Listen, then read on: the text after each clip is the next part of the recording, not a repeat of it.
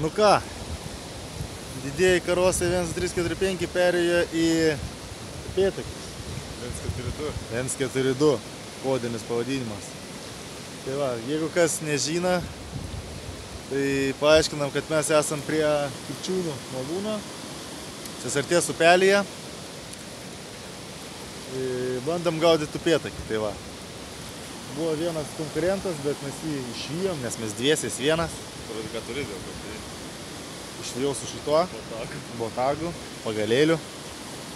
Tai va, tai ką, dabar parodysiu irgi aplinką ir pasižiūrėsim, gal jums čia patiks arba ne. Tai va, aplinka yra tokia.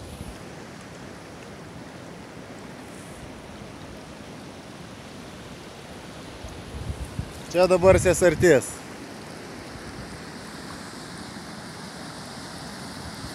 Čia Gytis. Čia va šita tokia ale užtvankėlė. Prie malūno.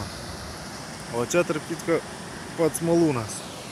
Čia aišku aš, kaip visada, be manęs šitas reportažas nebūtų reportažas. Tai va, tai ką aš žinau. Tiesiog nusivylėm, baigėsi mūsų jau entuziazmas gaudant didžiuosius karosus.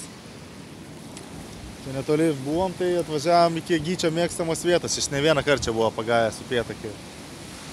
Tai va, bandysim čia žiūrėti. Tai jeigu kažką tais pagausim ar dar kažką, tai pafilmuosim. Kaip jūs matytumėte eigą šios dienos mūsų gegužės 1-osios tarp kitko. Tai va, nuo 5 ryto mes jau čia žvejojom, atsikėlę gal nuo 3:30, tai va. Žodžiu, parodysim toliau tęsinį. Jeigu aišku įdomu, jeigu jūs norėsit pasižiūrėti. Jeigu ne, galit nežiūrėti. O šiaip tai sakau, dar kartelį pasigražėkit.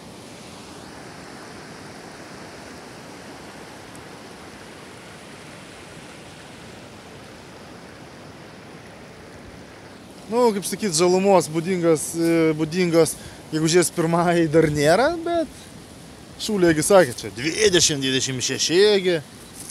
Nu, laba diena, net ir karosai nekimba, čia pajuposiu. Tai va, nu ir jeigu kažkas pavyks su laimikiu, tai pabandysiu pafilmuoti dar kartelį. Kol kas iki, gerbimieji.